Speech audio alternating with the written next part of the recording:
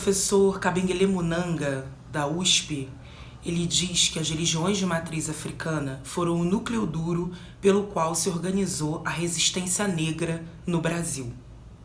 Eu queria começar com essa frase porque eu acho que ela resume bastante o que significa as espiritualidades, a ritualística que a gente diz de matriz africana ou afro-indígena para nós, população negra. É fundamental, independente do debate pessoal de uma escolha ou não de religião, é através dessa espiritualidade, dessa religiosidade que nos organizamos enquanto povo negro.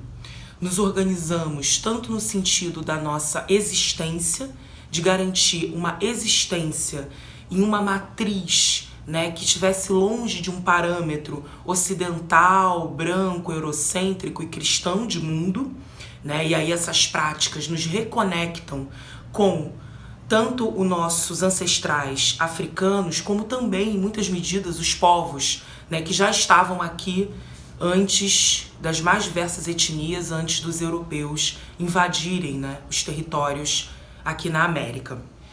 Diante disso, é fundamental que a gente consiga se articular e se organizar para defender o espaço do terreiro. O espaço do terreiro é um espaço, mais do que de resistência, de existência. Garantiu que os nossos ancestrais pudessem continuar com a sua cultura, com as suas práticas, e também com o seu sagrado, com a manipulação do seu sagrado, que pudesse também aliviar as suas dores e dar alguma perspectiva, inclusive de futuro, diante de um tráfico transatlântico de escravizados, e garante hoje pra gente também, enquanto descendentes. Não à toa, o terreiro é um espaço que sempre vai ser uma ameaça. Hoje, nos períodos recentes da história, mais do que nunca, nós temos visto uma ameaça constante a esses espaços, inclusive com quebra de terreiros, a invasão, a violência com pais e mães de santo. E essas violências, elas são quase sempre somadas, Tem uma violência que está de caráter racial, que abarca todos esses espaços, porque na verdade, quando a gente fala de intolerância religiosa e a gente vê que mais de 70% dos casos de intolerância religiosa no Brasil estão ligados às religiosidades de matriz africana, o que a gente está dizendo é que mais do que intolerância, o que a gente continua perpetuando é o racismo, Porque no fundo, as religiões de matriz africanas, no fundo e no raso, são coisa de preto, como disse lá a expressão do jornalista, que foi pejorativo e nós já ressignificamos como algo também positivo, bom para definir as nossas práticas. Então o que a gente tem são religiosidades que, independente de serem praticadas por pessoas negras ou não negras, elas são a expressão de um povo que é africano, ainda que o que a gente pratique hoje nos terreiros possa não ser exatamente igual se faça na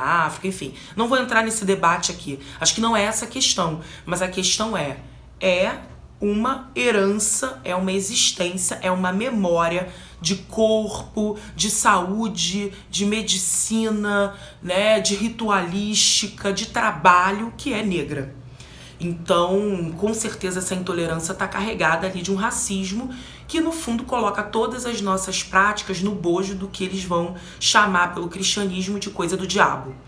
Então, estamos todos lá, incluídos no mesmo balaio de gatos do que é do diabo, enquanto quem está seguindo aí a religiosidade, que é considerada a normalidade, a norma, o padrão, que é o cristianismo, porque o Estado laico, ele não se opera na prática, A gente tem uma Constituição, a gente tem normas que falam de Estado laico, mas na prática a gente sabe que esse Estado laico não se opera ainda e que somos profundamente eivados de uma mentalidade de imaginário cristão.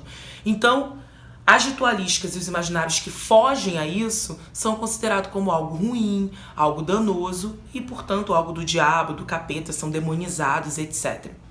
E aí, quando você tem a situação hoje das ameaças constantes a esses espaços de terreiro, que não é de agora, como eu costumo dizer, intolerância religiosa, racismo, a gente tem, na verdade, já, inclusive desde antes dos europeus chegarem hoje no que a gente chama de Brasil. né? Então são aí muito antigas, né? A própria Inquisição, que chegou também nas nossas terras, né, que era um tribunal disposto a criminalizar e a julgar os crimes de fé, dentro de uma estrutura de pensamento ocidental que ela está o tempo todo dividida entre eu, o sujeito, então eu, homem europeu, sujeito, positivo, inteligente, bonito, e o outro. Quem é o outro? O outro é o objeto, o ruim, o diabólico, o danoso, o selvagem, o bárbaro, que eu preciso domesticar e que eu preciso institucionalizar, enquadrar e também cristianizar.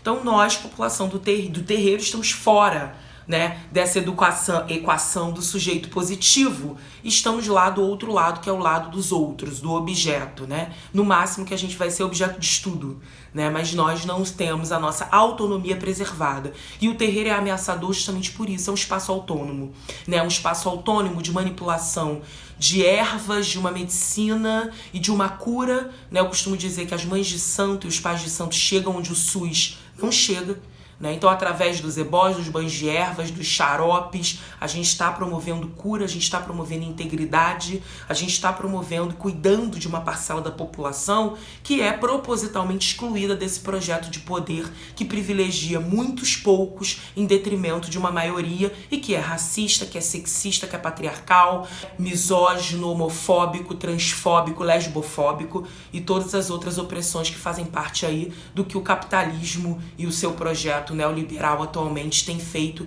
em termos de genocídio, de morte dessa população.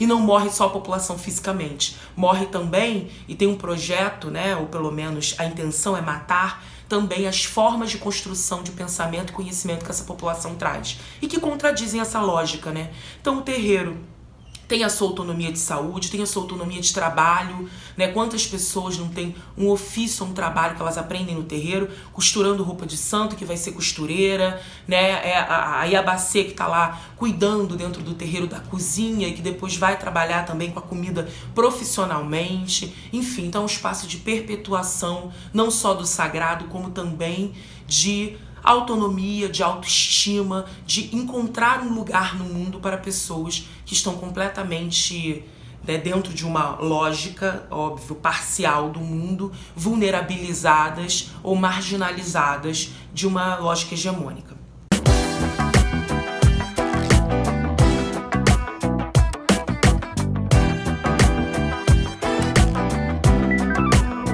Tem um projeto, né, ou pelo menos a intenção é matar também as formas de construção de pensamento e conhecimento que essa população traz.